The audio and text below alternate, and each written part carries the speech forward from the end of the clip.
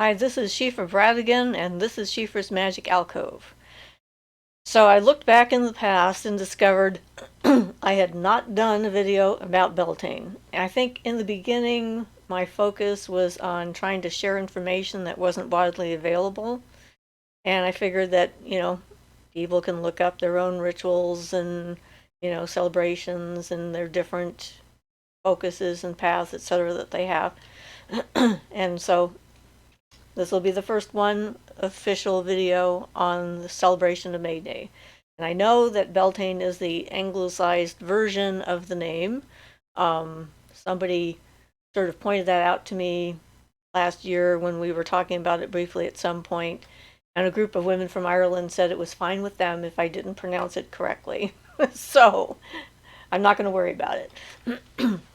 So, it's probably my two favorite holidays are Samhain and Beltane, and they're like exact opposites of each other, which I find interesting. That I have this love of both sides, which makes sense to me because it's like one is just so totally outgoing and expressive and about nature. The other one is totally inward, looking into the dark, facing the shadow, thinking about death. So they're, definitely opposite energies, but I'm comfortable with both of them, which is a good sign of my balance, I'm assuming.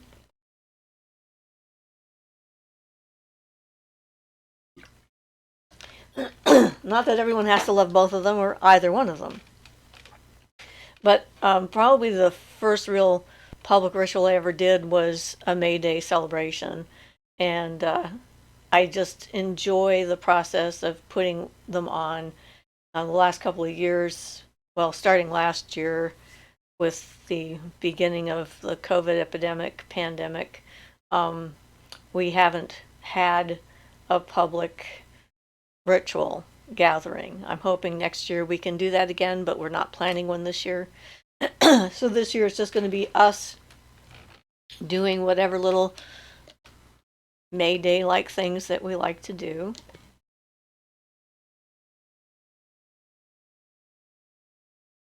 So there's certainly plenty of traditions that are out there, and as an eclectic, I pick and choose from the traditions that I like, and trying to figure out how to create a ritual. It's transformed over the years, but it's always had a maypole and a dancing around the maypole, because that's something I was disappointed to discover that they used to do in the United States in schools every May Day, but the government decided when the Soviet Union came into existence and they claimed the 1st of May as their patriotic day or whatever, kind of like our 4th of July, I guess. The government decided to stop celebrating on that day in case they thought we were celebrating them. I mean, it makes no sense. It was absolutely silly, ridiculous, and everything else. But they used to do it in schools. My mother remembers dancing around the maypole, learning how to do the Morris dance, which is what it's called. And the Morris dance itself is simple and complicated. It works best with an even number of people. You can do it with an odd number, but then you have to give up on the idea of making a nice pattern on your pole. It's not going to happen. And the obvious symbolism of the pole is the phallic symbol and the people dancing around it. It's a fertility rite. It's a celebration of spring coming into its own, and the flowers are blooming and are beginning to bloom in most places. This change in climate has been sort of unforgiving as far as that kind of thing goes, but we may have to change traditions if that continues with the snow everywhere in the United States east of me. But in any event, that's sort of the idea of the celebration. And throughout Europe, there's a lot of cultures in Europe still that celebrate this day. I've done some reading on them, And the Maypole is definitely one of the traditions that sort of is in almost all of the different cultural groups across Europe. In some places, it's a competition. Like everyone puts up their own Maypole, and the young men have to go out and try and steal someone else's Maypole, and the other young men have to protect their Maypole. And there's this whole sort of pseudo warrior kind of thing going on, and who can decorate it the best, and everything else. So there's so much room for interpretation and for exploration of things in it. Um, so whatever your gender or sexual orientation or love interest might be, it doesn't change the fact that in the animal kingdom, mating has to happen in order for birth to take place. And that's what this is about. This is the time of year where birds are making their nests and animals are cavorting in the fields and doing all sorts of things. And I've done some May days that were like out in the middle of the woods and sky clad or horizon clad. For those who may not be familiar with the term, sky clad is naked, horizon clad is naked from the waist up. And in a group of people where, depending on people's comfort level with their own bodies and self-image and stuff like that, some would be and some wouldn't be. It just is not like a requirement kind of thing. But I've definitely been inspired in my younger days to explore without anything between me and the natural elements. So there's different colors of ribbons that people use for the Morris dance. I think traditionally it's red and white. And I tried that one year, but it was really hard to find all the right colors. I mean, finding ribbon. we, so, usually it's like whatever color people like and they bring to the pole. And you have to set up something to tie the ribbons onto and then put that up on top of the pole. So there's like it's tricky sometimes to figure out the logistics of how does this exactly work? How do you get that up there? And some years we've had sort of a ring set up with a topper on it, and yeah, it's like, and then you put it up there and lay it on top of the pole, so you've got like a foundation. Or yeah, there's just or tie the ribbons around a loop that you've made on the pole before you put the pole up. We actually recently made our own pole, a portable pole. Traditionally, you're supposed to go out and cut the pole.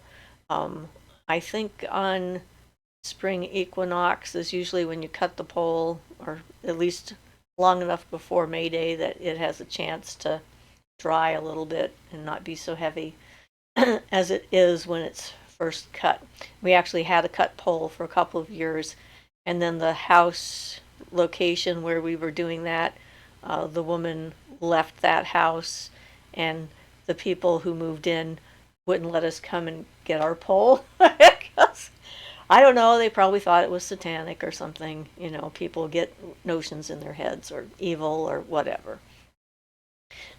So to describe the Morris dance, after you figure out how if you're going to do a maypole and you're going to get the ribbons set up, and make sure you tell people when they're coming to bring their own ribbon, because it's expensive. That's been one of the problems that we've faced over the years of putting on a public celebration, is making people realize that it costs us money to do that, and so they need to help recompense our, pagans have got some kind of a weird relationship with the idea of giving other pagans money for what they're doing. I don't understand it. I think it has to do something with the not being a church and not having to donate and not having rules or whatever. But it doesn't make sense, and it's not it's not fair to those of us who actually are willing to put on a public event to be bearing the financial cost of the whole event. So generally, I have people bring their own ribbon. I give them a length 21 feet. 7 yards is long enough for most maypoles. And have a donation box. Do a potluck. When you're doing a big ritual like that, you're going to have a lot of people. Potluck is a good way to go. So then everybody is putting something into the ritual. And again, you're not doing all the work, but you have to remember other things like if you don't want to be harsh on the environment, make sure people are bringing their own utensils and plates that they can then take home and wash.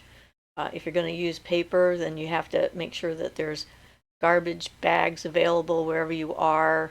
Think about the environment that you're going to be in and all that stuff. So that's some of the logistics of the maypole. So the Morris dance itself, if you have an even number of people, and we're going to go with an even number of people for the description, is half of the people are going to be facing one direction, the other half are facing the other. So you're going to have a person, a person, a person, a person, a person, a person. So there should be a grouping of people facing each other and with their backs to one another, kind of thing. So there's these, it starts off with 2, 2, 2, 2. The sex of the people doesn't matter, in my opinion. But if you have couples, it's nice for them to start off together facing each other, so you can plan that. It doesn't stay like that for very long. And it devolves into a raucous laughter of mistakes after the first 3 rounds, pretty much. So you're facing each other. So you've got the ribbons. And whoever decides how they're going to do this, one group, say this group, is going to go around the first person. That's how you start. So the first person goes around the first person, and that person goes under their person. So you're going to go around this way to get to the next person that's in front of you. And then you switch. So if you go around the person the first time, the next time you go behind a person. You go around a person and behind a person and around a person and behind a person. And you just keep on going and going and going and going and going until there's no ribbon left. Or it gets to the point where you're so exhausted you can't go around anymore. So if you're going to be dancing around a space and you're doing it out in nature, which is where we like to do it, make sure that you've checked the ground so that there's no trip hazards. If you're in a park, make sure there's some seating nearby for if older people are going to come. Usually, a lot of times they don't want to actually do the dancing around the pole, but they want to watch. So make sure that people are aware of the need to take care of their own needs themselves. So if they need to have a place to sit, they should bring a chair with them, and that kind of thing. There's lots of that. So people end up confused and laughing, and almost always we have one person who's really, really slow and who gets confused very easily and bogs the whole thing down, so that they're standing there trying to figure out, do I go over or under, and everyone else is sort of piling up behind them, which is really fun. So don't expect perfection. It's not the point of this. It's not to have it come out exactly right. So the OCD amongst you may have a problem with that, and this is an opportunity to let go of that kind of control over your environment, because it doesn't work. So before you get to the maypole itself, this is what we've come up with. We have people come and bring flowers. I bring like florist tape and ribbon, extra ribbon that's not for the maypole, scissors, flowers, fresh flowers, and you meet together and pile them all on a table, and all the women generally get together and start making wreaths, flower wreaths, which is a fun thing to do. Although that can also get bogged down if people are like, got to be perfect and, got to do it exactly this way. They can spend a lot of time on that. So that's the activity. Men make their own wreaths as well if they want to.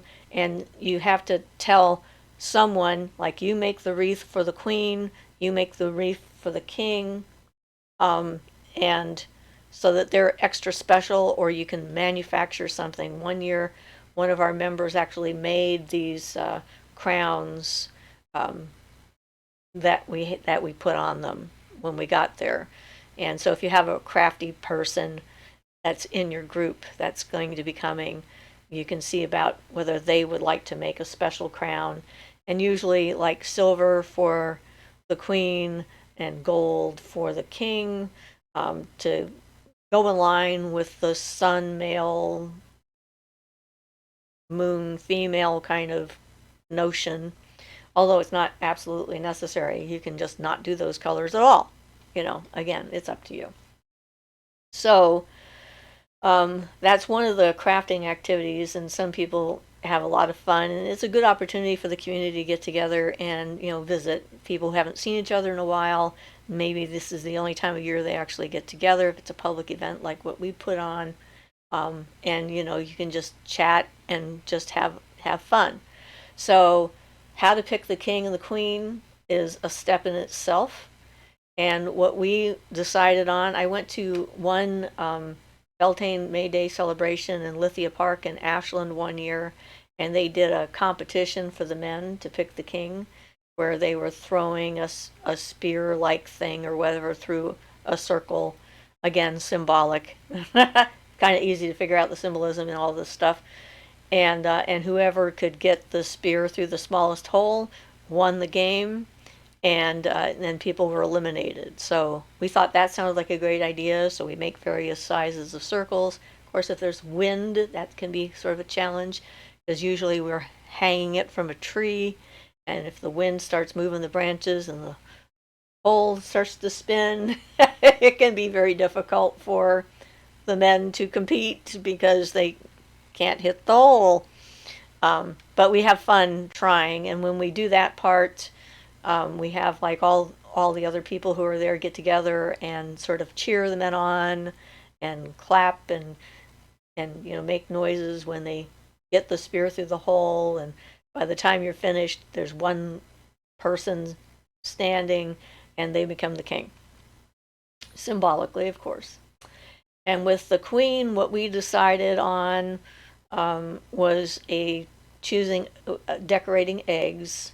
So I would get together with some different people. We would hard boil and color our eggs and put different symbols and stuff on the eggs. And one egg would have the goddess symbol on it, whatever goddess symbol we chose for the year. A lot of times it's just the full moon with the crescent moons on the side as the symbol. Depends on how busy we are and how elaborate we want to be. And so then a basket. I have a nice big basket, and you fill it with, whatever to soften the blow for the eggs so they're not being, insane, bounced around and cracking and whatnot. And since I'm of an age when I don't feel I need to compete to be the queen of the May anymore, since I'm in charge of the ritual and trying to get everything organized, I'm usually the one standing in the middle with the basket, and the women dance around and sing whatever they want to do, the basket, and then reach up and pull out an egg until one of them picks the queen egg, and then we have our Queen of May. So the symbolism is obvious, with the egg being, that womb, a portable womb for a chicken, and symbolizing that feminine aspect of spring and nature and everything else. So that's how we pick our queen. So once you've got the king and the queen picked and you've ensconced them in their little things, then you can get on with the ritual. And we have added other things to our May Day ritual. I can't remember where I read about it, but I liked the idea, so I always have a cauldron of like river stones just, smooth stones, and have them at the feet of the king and the queen when they're presiding over the cauldron of stones.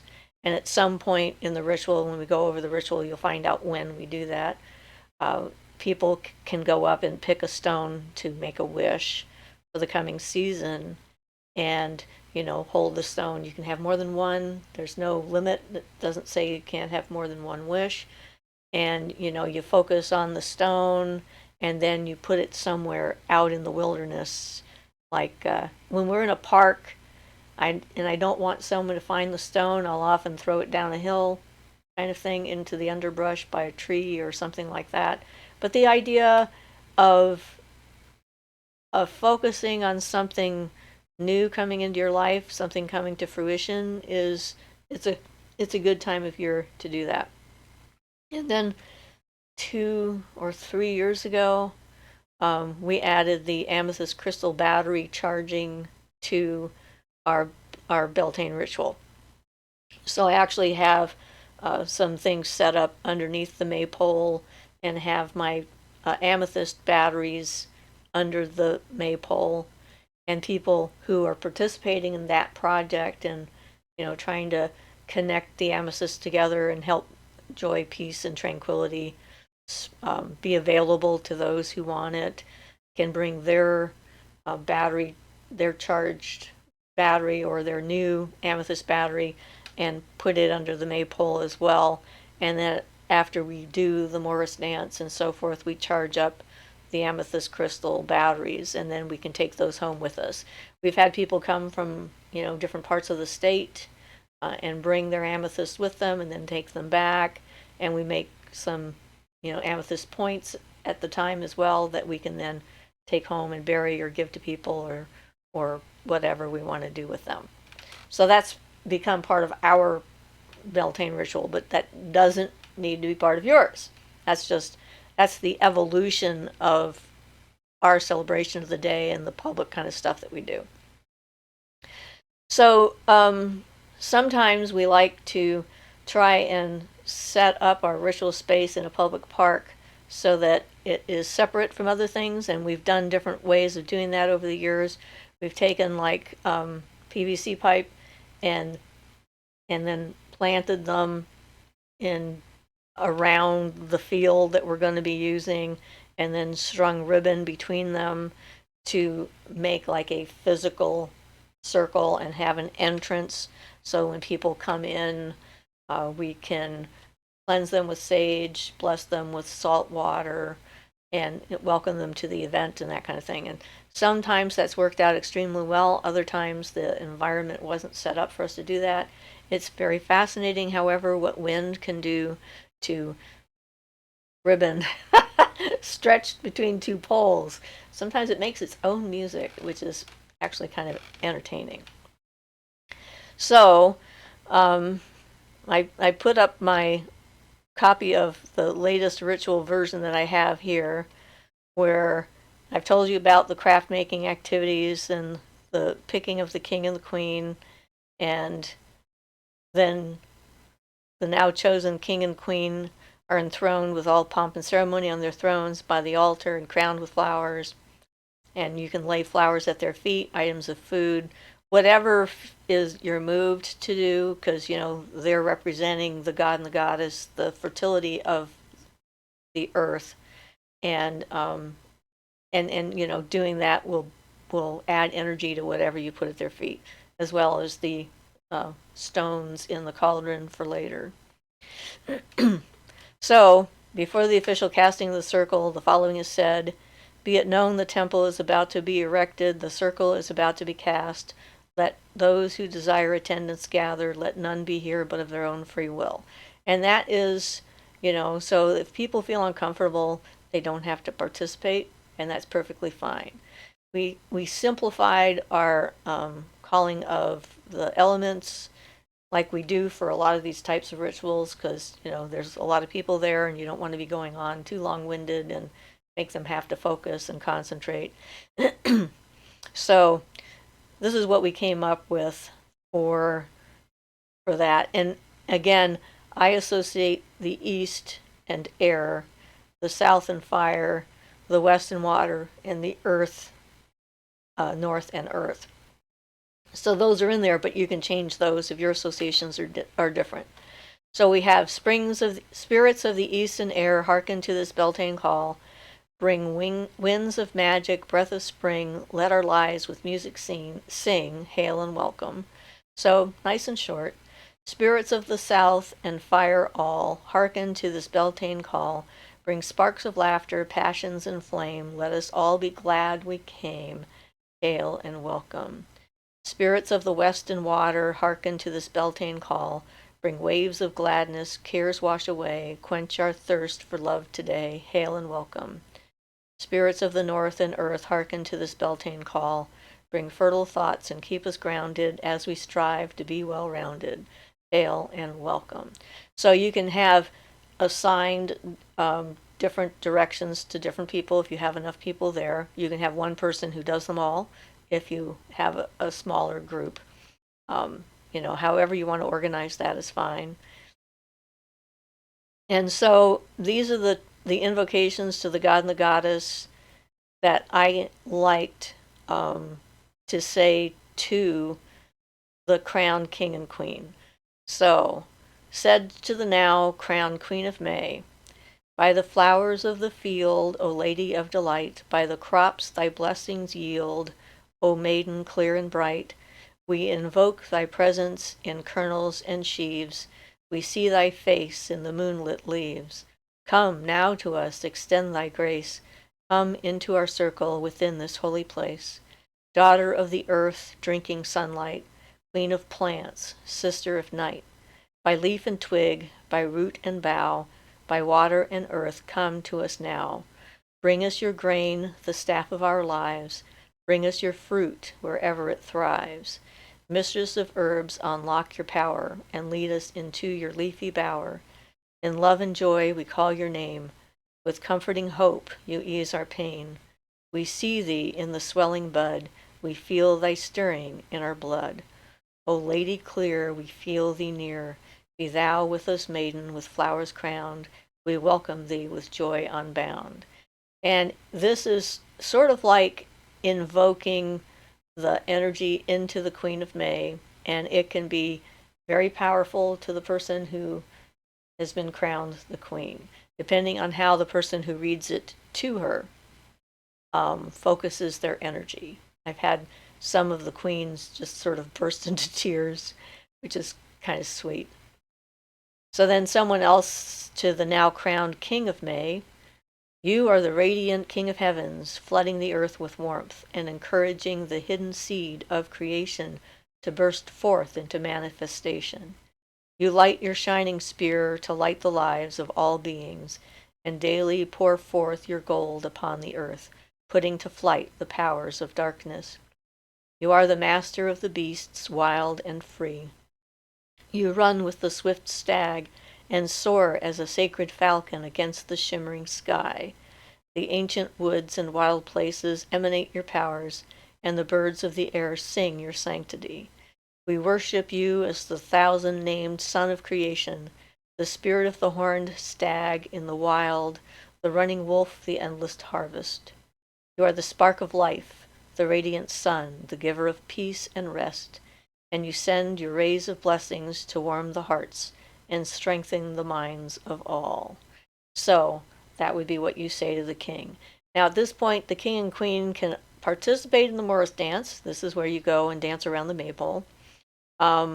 We have tried in the past, like singing while we're dancing around the pole, but it doesn't seem to work at all because you're using too much of your air to dance. It's a nice idea. If you can succeed, I'd love to see it.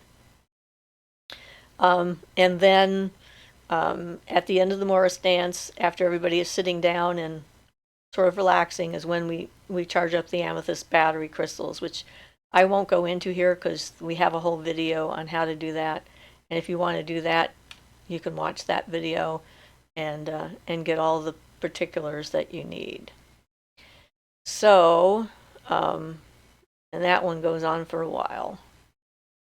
So I guess in Buckland's Big Blue Book, he talks about the drink of friendship, and they usually do the drink of friendship at the beginning of a ritual. And as we did that for quite a while, but we decided that we liked it somewhere in the middle or towards the end of the ritual. And so we do our charged up drink and share it with each other then.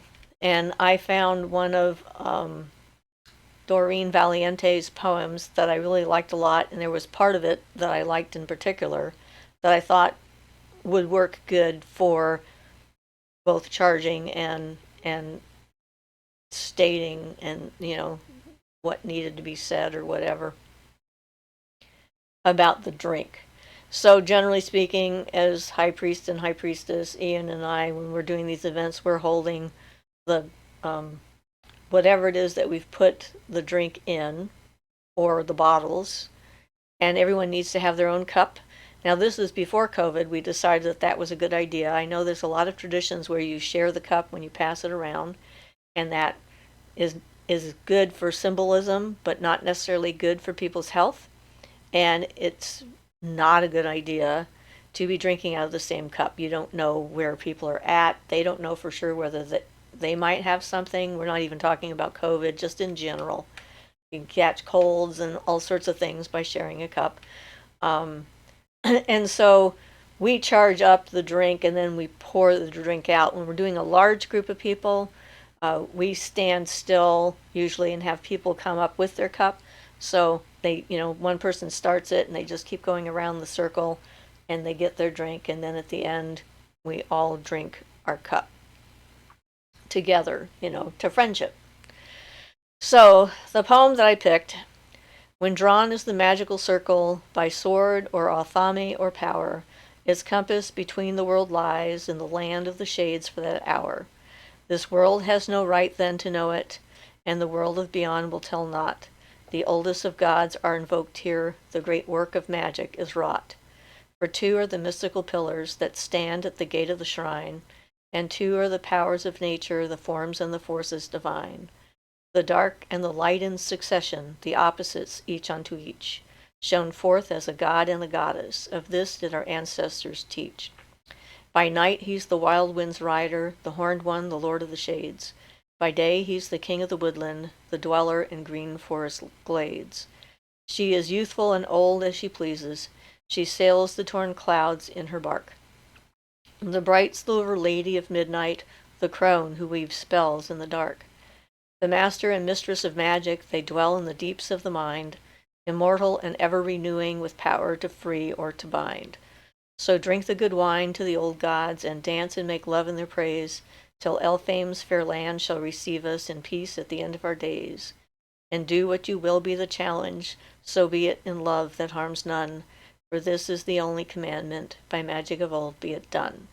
And so what we do is we've separated out the stanzas so that when we read them one after the other, and arrange it so that I'm saying the goddess stanza, he's saying the god stanza. So you figure out which way that works.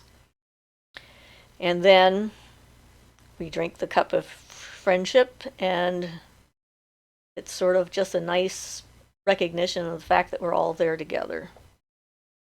So I guess somewhere in the middle of that, I got lost, and the stones happen in there somewhere before the drink of friendship, and after the amethyst battery crystals. I think that's kind of where I left that, because then we're going to be dismissing the king and the queen. And so we dismiss the king first. We thank you who are the radiant king of the heavens, the master of the beasts, wild and free, the spark of life, the radiant sun, for being here with us at this Beltane feast. Hail and farewell. And then we thank and dismiss the queen. Thank you, O lady of delight and maiden clear and bright, for bringing us your grain and fruit and coming into our circle within this holy place and being here with us at this Beltane feast. Hail and farewell. And then we thank the directions and release them, starting with the last one, in this case, the north. Spirits of the north and earth, who hearkened to this Beltane call, thank you for bringing us fertile thoughts and keeping us grounded as we strove to be well-rounded. Hail and farewell. Spirits of the west and water, who hearkened to this Beltane call, thank you for bringing us waves of gladness and washing cares away and quenching our thirst for love today. Hail and farewell. Spirits of the south and fire all, who hearkened to this Beltane call, thank you for bringing the sparks of laughter and passions inflamed. We are all glad that we came. Hail and farewell. Spirits of the eastern air, who hearkened to this Beltane call, thank you for bringing the winds of magic and breath of spring. Our lives have been filled with music and song. Hail and farewell. And then we do this thing that Starhawk mentioned in her book, The Spiral Dance. Everyone holds hands, and we say, by the air that is her breath, by the fire that is her spirit, by the waters of her living womb, and by the earth that is her body, the circle is open, yet ever unbroken. Merry meet, merry part, and merry meet again, blessed be. And then pass a kiss, not a curse. That was funny. Pass a kiss around the circle. I start the kiss, and then the kiss comes back to me, and then I yell and sometimes want to do it again. Because it always makes me laugh. So that is the ritual that we have been doing. And in the middle of that, of course, we also sing. And so I'm going to have to do a separate video on singing, what the songs are and how to do them and that kind of stuff. So hopefully this has given you all sorts of ideas and inspiration for doing your own Beltane celebration. And, if you don't have flowers, you can make a wreath out of ribbons. If, there's like any number of creative ways to celebrate the day. With this pandemic in mind, maybe going out with your close personal circle, pod, whatever we call that now, out into the woods somewhere, and touching the trees and feeling the sun and wearing some flowers, singing a song, just connecting with that energy as the northern hemisphere begins to bloom like crazy. So, I guess this is Siofra's Magic Alcove, and I'm Siofra Bradigan. Blessed be.